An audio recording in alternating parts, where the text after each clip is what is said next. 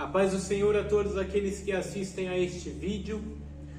Para darmos início, eu gostaria que vocês refletissem comigo no texto de João capítulo 3, versículo 16, que vai dizer: porque Deus amou o mundo de tal maneira que deu seu Filho unigênito, ou seja, seu único Filho, para que todos aqueles que crerem nele não pereçam, mas tenham a vida eterna. Eu gostaria de levá-los a imaginar o seguinte cenário: uma humanidade, um povo que está invertendo princípios, um povo a qual sobre eles havia uma promessa, está agora buscando mais os prazeres carnais do que buscar a presença de Deus.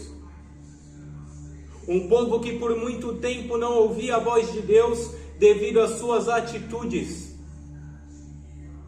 Um povo que começa a caminhar somente ao pecado, aos prazeres carnais, e a palavra diz que o salário do pecado é a morte.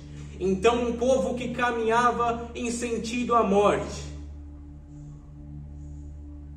Um povo ao qual estava visando apenas o benefício próprio. Um povo que estava perdido. Um povo que estava morrendo. Um povo que estava perecendo. Então Deus olha esse cenário e Ele precisa fazer com que algo seja feito para que a humanidade seja salva. Ele envia o seu Filho. Eu gostaria de citar aqui a última trajetória de Jesus. A via dolorosa, o local onde Ele sofreu, foi torturado e morto. Jesus, o Cordeiro Santo que desceu do céu. Jesus, o sacrifício, para que eu e você pudéssemos estar aqui hoje, buscando a presença dEle, sendo cheios do Espírito Santo. Jesus veio para a terra como um homem, destituiu-se da sua glória e veio como homem para servir. Jesus, em sua caminhada, começou a ensinar e começou a fazer muitos milagres e maravilhas. Isso chamava a atenção do povo, isso reunia multidões, mas também atraía olhares indesejados. Atraía olhares daqueles que se diziam mestres da lei, aqueles que se diziam servos de Deus. Eles começaram a olhar para Jesus e começaram a apontá-lo, dizendo que ele contradizia tudo o que estava na lei de Moisés, dizendo que ele invertia os princípios da lei. Então, certa vez, estes homens se iraram de tal maneira que eles conseguiram capturar Jesus e levá-lo ao julgamento. Neste julgamento ele passou pelo Sinédrio, passou por Pilatos. Pilatos não queria o peso do sangue de Jesus sobre ele. Então enviou Jesus a Herodes, que era a jurisdição da Galileia. Ouvindo que Jesus tinha saído da Galileia, ele envia então Jesus para Herodes. Herodes, por sua vez, interroga Jesus, mas este nada diz. Então ele envia Jesus de volta a Pilatos. Pilatos se vê obrigado a aplicar alguma punição a Jesus. Pilatos sabia que Jesus era inocente das acusações. Pilatos sabia que o que estava acontecendo ali era inveja dos mestres da lei referente a Jesus. Então Pilatos diz que iria apenas açoitá-lo e soltá-lo. Porém os mestres da lei começaram a questionar, começaram a ficar irritados. Pilatos diz: o que querem que eu faça? Eles dizem: crucifica-o.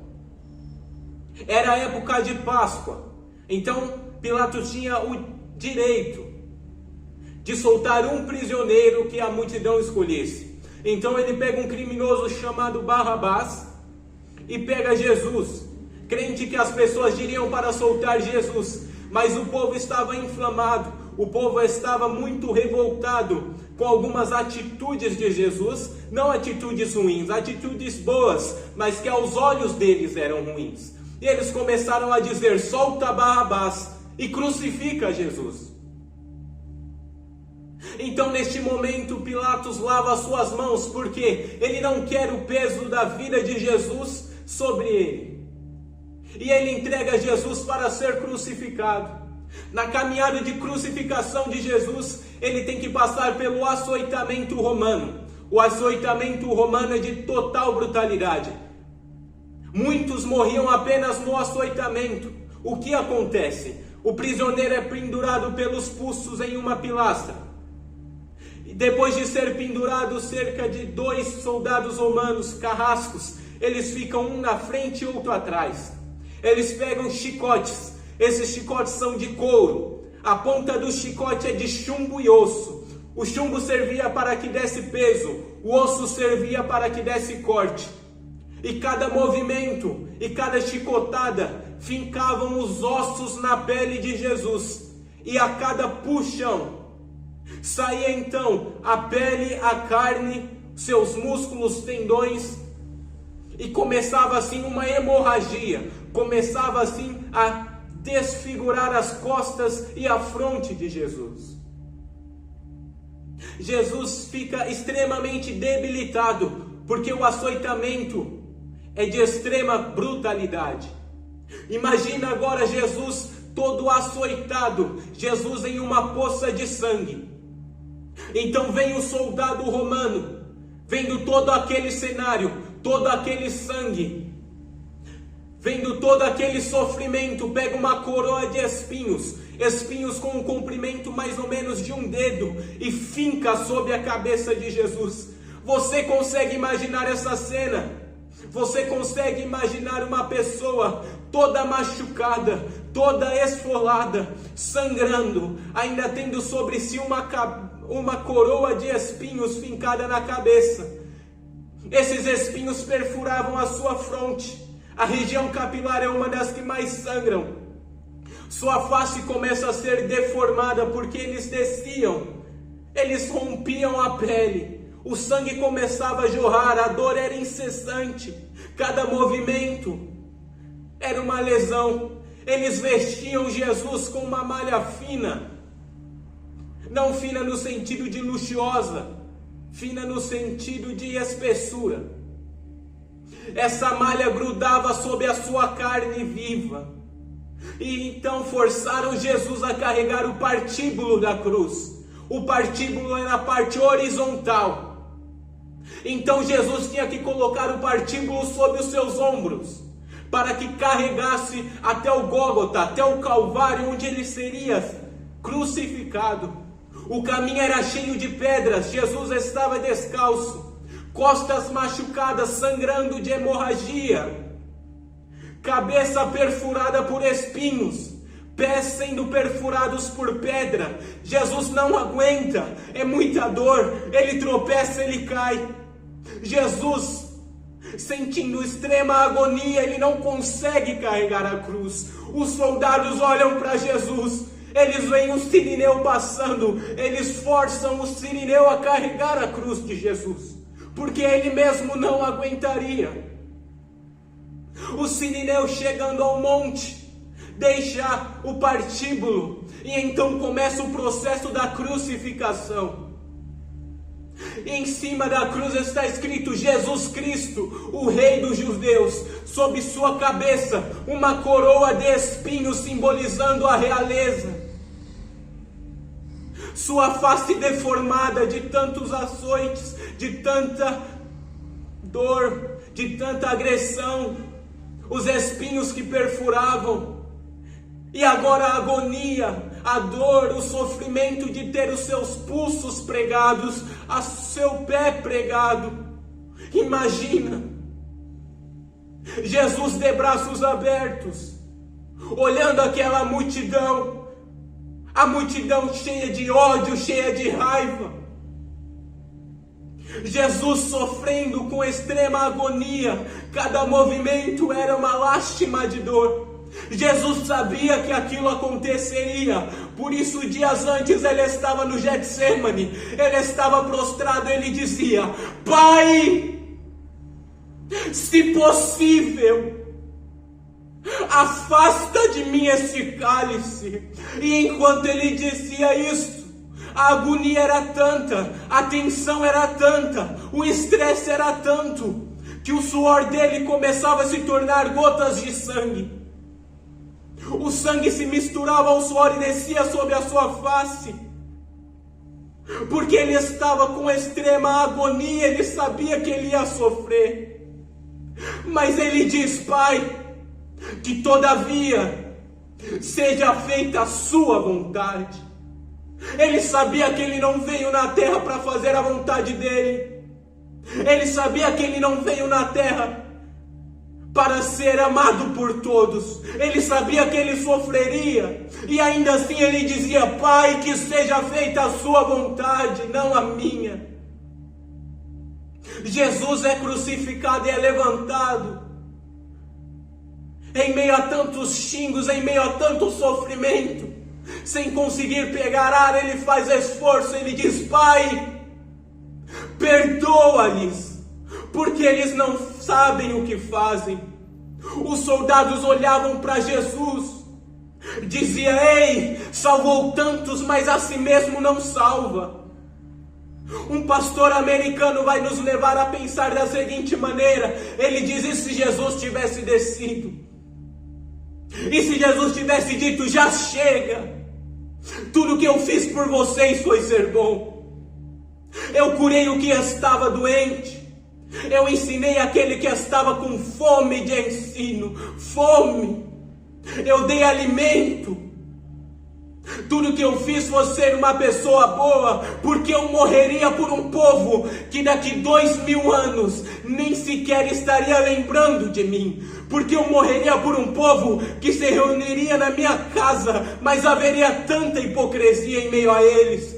Porque eu morreria por um povo que sempre ia preferir os prazeres carnais do que buscar a renúncia. Porque eu morreria por você. Porque eu morreria por alguém que sempre promete mudança, mas nunca muda. Porque eu morreria por alguém que prefere 1000 vezes estar em um baile do que buscar a presença de Jesus. Mas Jesus disse: eu vou morrer por você. Jesus, ele não é como nós, ele nos ama de tal maneira que ao ponto de sofrer, ao ponto de sentir extrema dor, Jesus, ele não desiste da gente. Jesus está no Calvário. Jesus está sofrendo. Está vendo aqueles que o bateram. Está vendo aqueles que o chicotearam. Está vendo aqueles que o julgaram. Ainda assim ele olha e diz: perdoa-os. Eles não sabem o que fazem. Jesus morreu por nós, e o que nós temos feito por Ele. Mas muitas pessoas acham que não são dignas de estar em Sua presença. Está certo, nós não somos dignos, mas Jesus nos chamou da mesma maneira. Muitas pessoas acham que não pode vir à igreja porque estão erradas, porque estão pecando muito. Mas Jesus andava em meio daqueles prostitutas, daqueles bêbados. O povo dizia: o que faz com eles? Ele dizia: ei, eu não vim para o são, eu vim para aquele que está doente. Jesus está dizendo: ei, vem do jeito que você está, quando você chegar eu transformo. Não há ninguém que esteja tão perdido no mundo que não possa ser encontrado por Jesus, que não possa ser encontrado pelo seu amor. A cruz foi o preço que Ele pagou por mim e por você. O sofrimento foi o preço, o sangue foi o preço, para que nós pudéssemos ter acesso a Ele. Ele é o caminho, a verdade e a vida, mas nós insistimos em traçar nossos caminhos. Nós insistimos que a verdade é relativa. Nós insistimos que a nossa vida, quem comanda é nós. Mas Jesus está olhando e dizendo: ei, filho, eu tenho o melhor para você. O mundo é bom, as tentações, Mas nós não podemos esquecer do sacrifício que foi feito por mim e por você.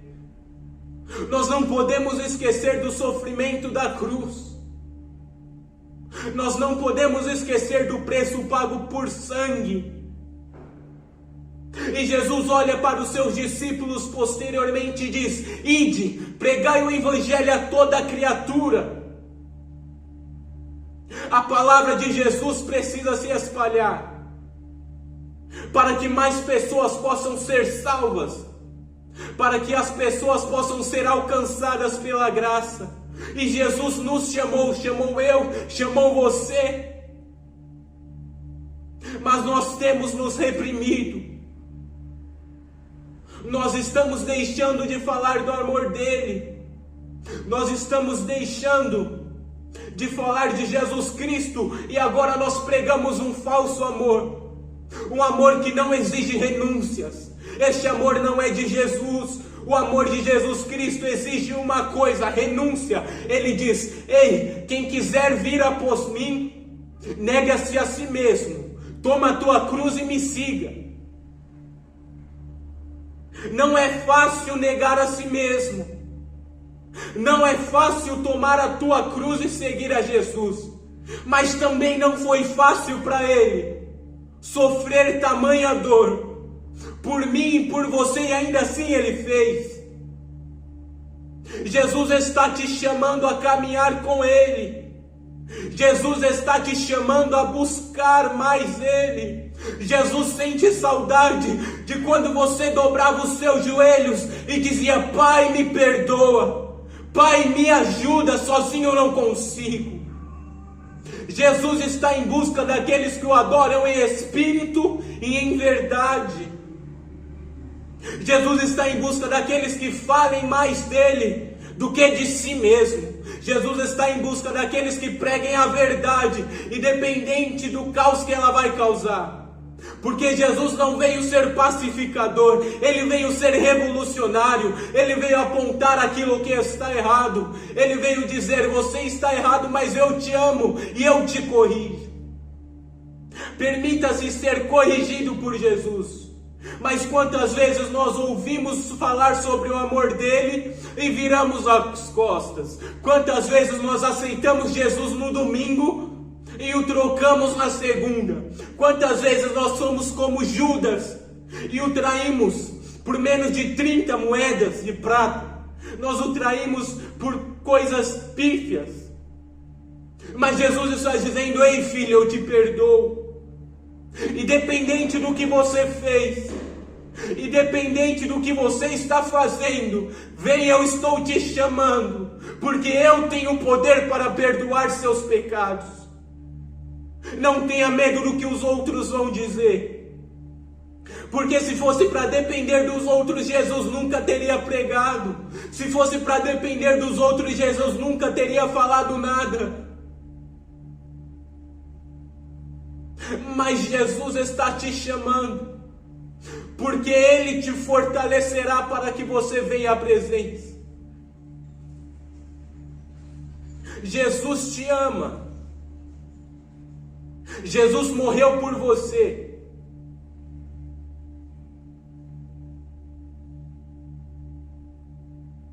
Jesus quer estar próximo. Vamos buscá-lo de verdade. Vamos deixar de lado o nosso orgulho, a nossa soberba. E vamos nos humilhar diante dele, pedir perdão. Vamos servi-lo com o mesmo amor que ele serviu quando esteve entre nós. Se você gostou dessa breve mensagem, eu peço que digite um amém. Compartilha para aqueles que precisam ouvir a voz de Deus. Eu creio que com o passar do tempo a qualidade destes vídeos serão melhores. Mas Deus abençoe a sua vida por ter assistido e ouvido.